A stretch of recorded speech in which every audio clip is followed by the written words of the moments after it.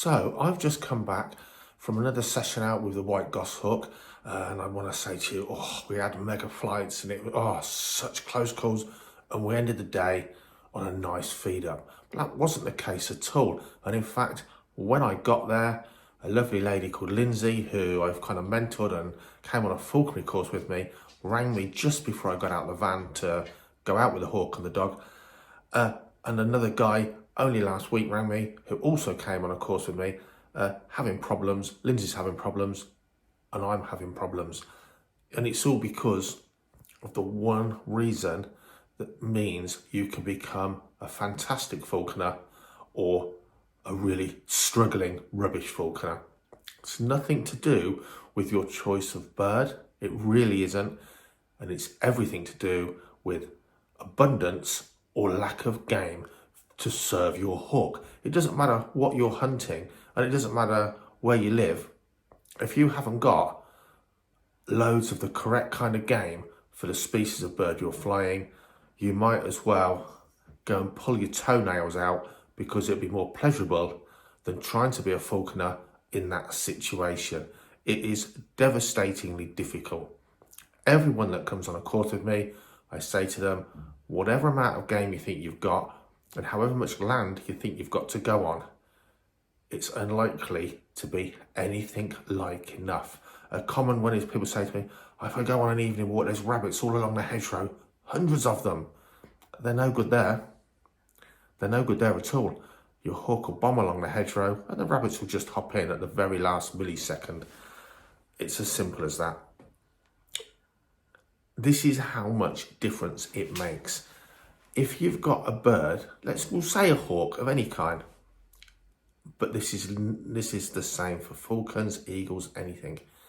If you've got a bird that recalls when you call it, but you can't find enough game, it's going to be rubbish. It's not going to catch anything. You're going to be a rubbish falconer. But as I said to Lindsay today, you're not just going to be treading water. Well, we're getting a recall, the bird's getting fit, we're seeing the odd thing, it chases the odd thing, we're doing some work on the lure, we're doing some work on a drag carcass. We're just kind of, at this point, the bird's okay, it comes back, and when we do find game or more land, we'll progress. Not in a million years, because you don't tread water when you haven't got enough game. You don't stay where you are, just hoping to step up to the next level if you can find the land at a later date. You need loads of land or loads of different areas of land packed full of game. Your bird cannot learn its skill chasing a drag carcass, chasing a lure. It can improve it, it can get it fit. The only thing that will make it really better at catching stuff is having the opportunity to catch real game. This isn't shooting. This is a form of hunting that is a real low reward, just like a wild bird of prey. Lots of effort before it catches anything. But just like a wild bird of prey, until it's learnt its craft, it can be pretty useless. And unless you've got a lot of game, so it can practice, you're really not going to get anywhere. My phone's ringing. Seriously, it's one of the guys. Ken, who I've just mentioned, not by name, is ringing. Hold on.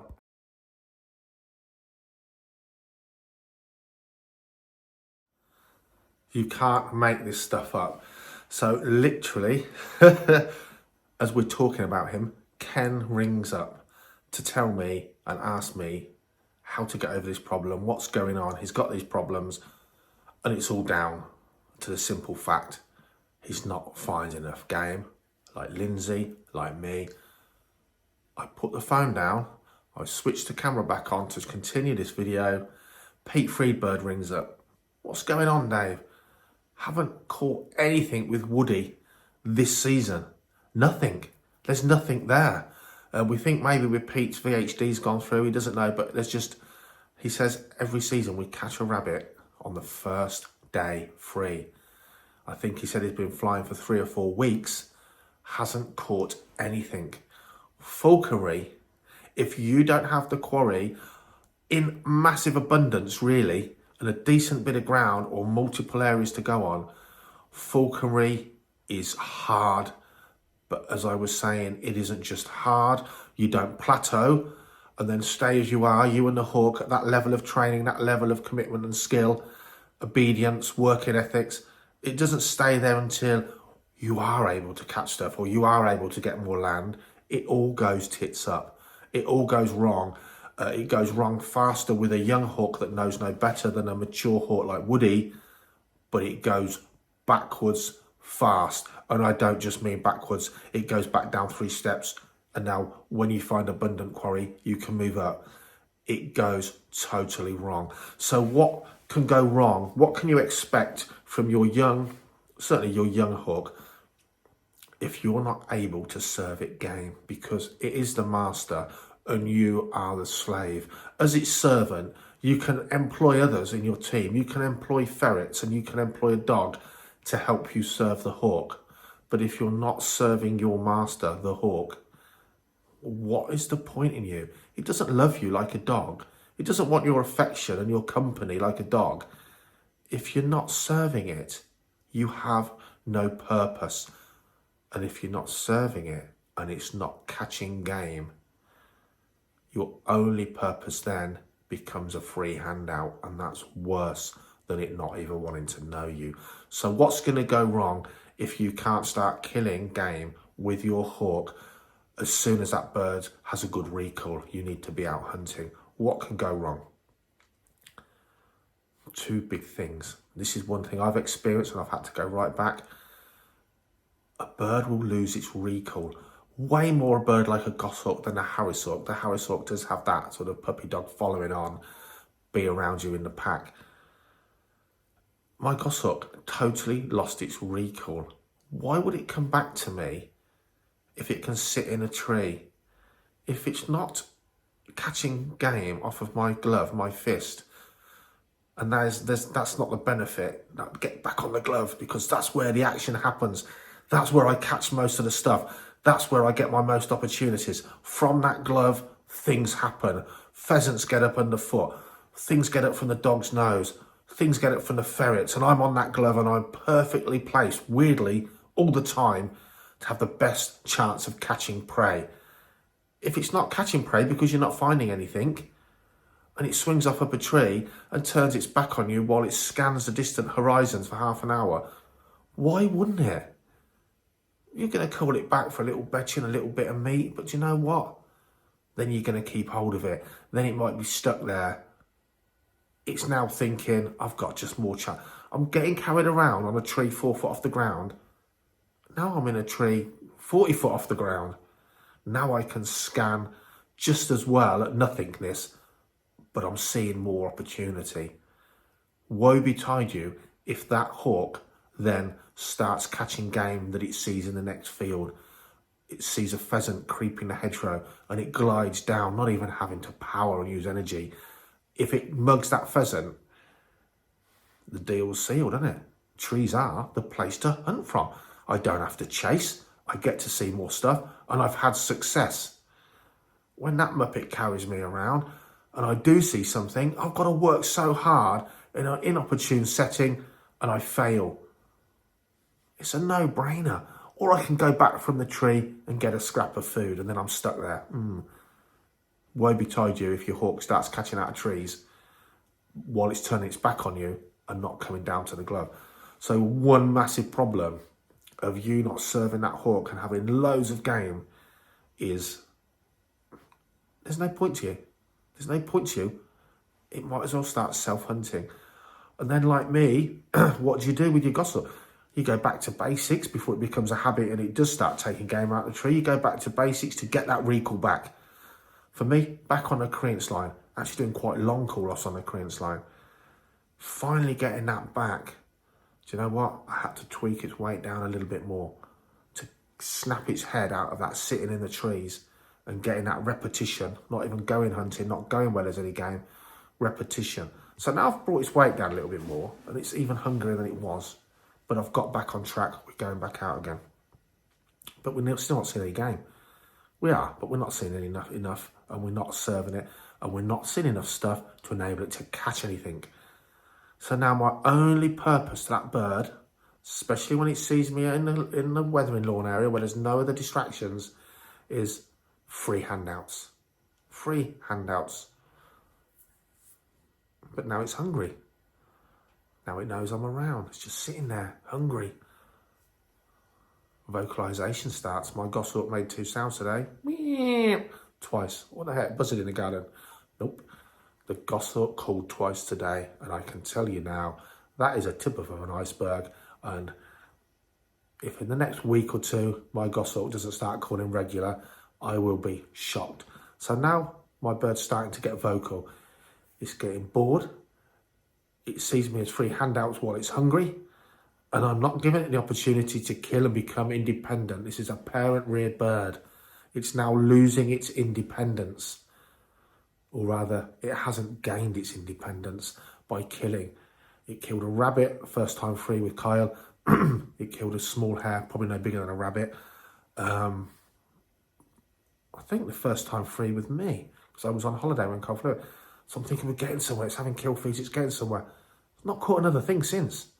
Because we're just not seeing enough opportunity to enable this young, inexperienced hawk to catch anything. So your two massive problems are going to be, if you haven't got enough game, bad habits will creep in. You won't stay on a plateau waiting to move up to the next level. You'll go backwards. Things like goshawks, you might well lose your recall because the glove has no meaning other than a free handout. There's no point it being there at all. But your biggest problem ever with it doesn't matter what you fly, is the ability for a perfectly well-mannered parent-reared bird to turn into an incredibly vocal bird. Bird on weight, not opportunity to kill, sitting around getting free handouts because you can't find enough game.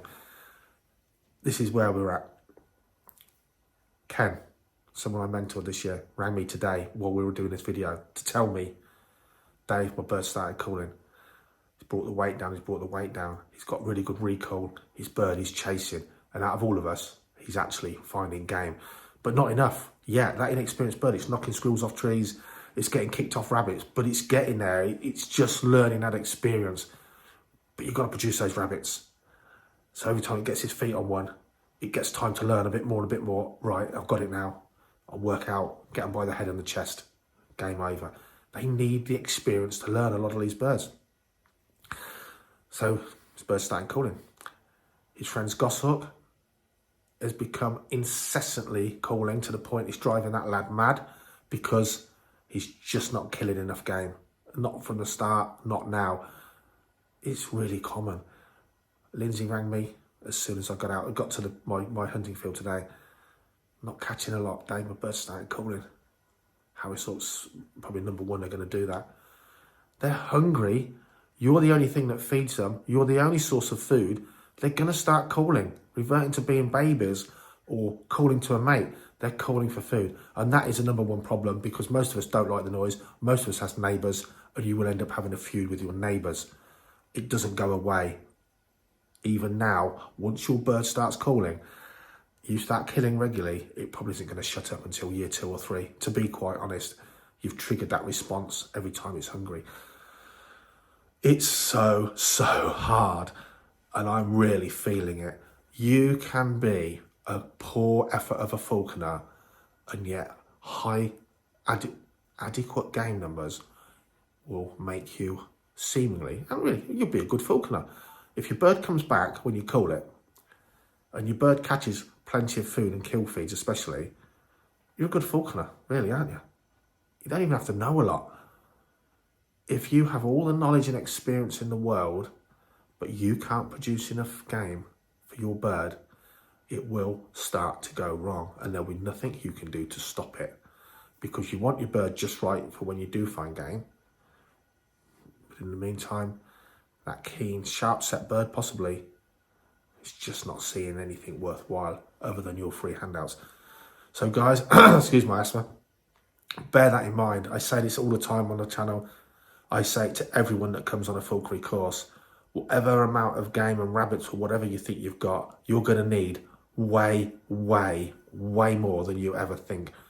A small plot of land with loads of rabbits can be a gold mine if you rotate it now and again. But loads of game in a small area will still become totally spooked if you think you're going there every day. But you can do well on tiny pockets of game-rich land, here, there and everywhere, that you can rotate to.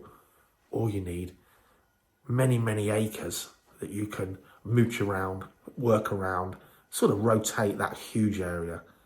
But please bear in mind, a rubbish-ish falconer can become an exceptionally good falconer purely because your bird is being served game. A really good falconer will only ever be a poor falconer if you can't find a game for your bird, for sure. So what is the answer to this problem? The answer to the problem is don't start with that hawk, don't get that hawk until first you've secured vast amounts of game. Seriously, the days, for most of us, those days are gone. When I was 21, a rough grassy field was just hallelujah. You'd walk that on a sunny winter's afternoon and you know rabbits would spring up under your feet like rough shooting. You'd get so many flights, you didn't need a ferret.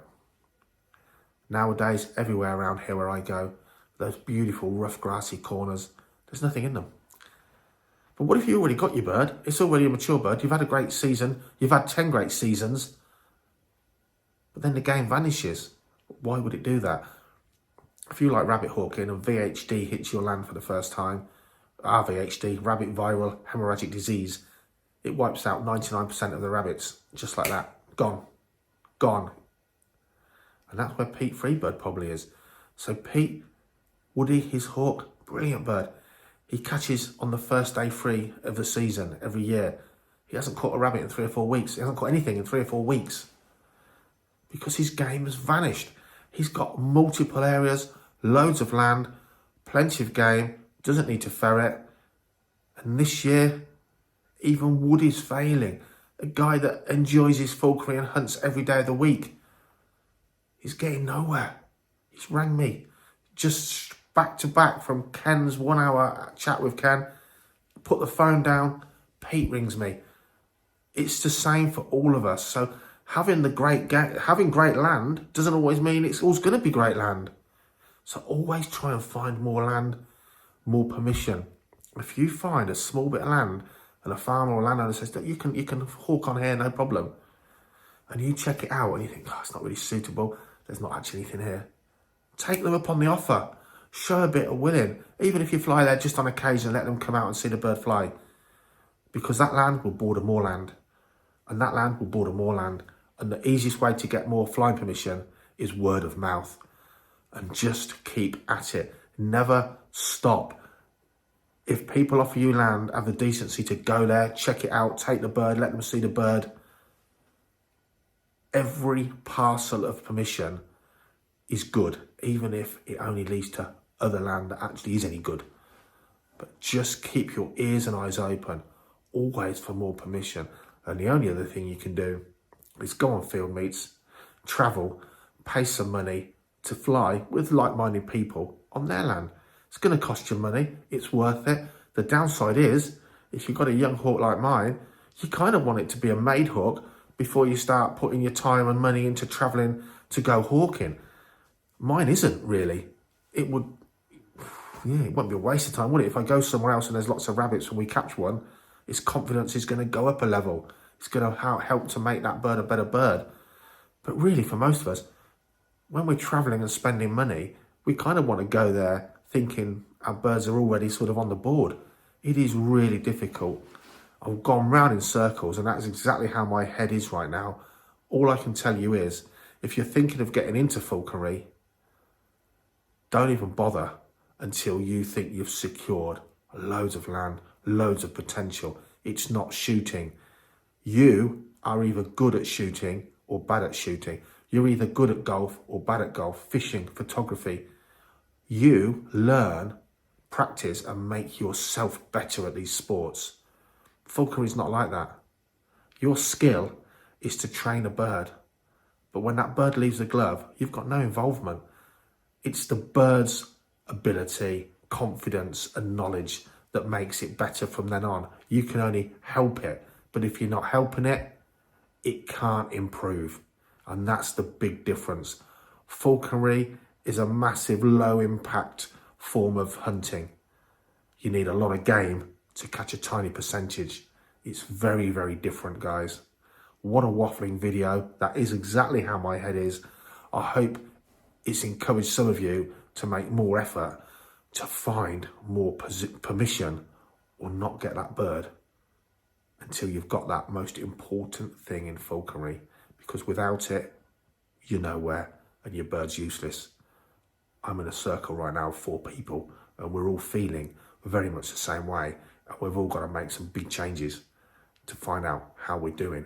Ken, out of the 4 of us, is the only one that's really providing any opportunity at all for his bird. And if you think dragging dead carcasses will keep your bird plumped up there and stop all this happening, you're so totally wrong. It will help in many, many ways. Those bad habits are going to creep in. Falconry bird needs game. It needs to be able to kill and feed on its kill, really, or have a good feed for killing. Get that confidence and that psychology. You can't do it if you haven't got a game.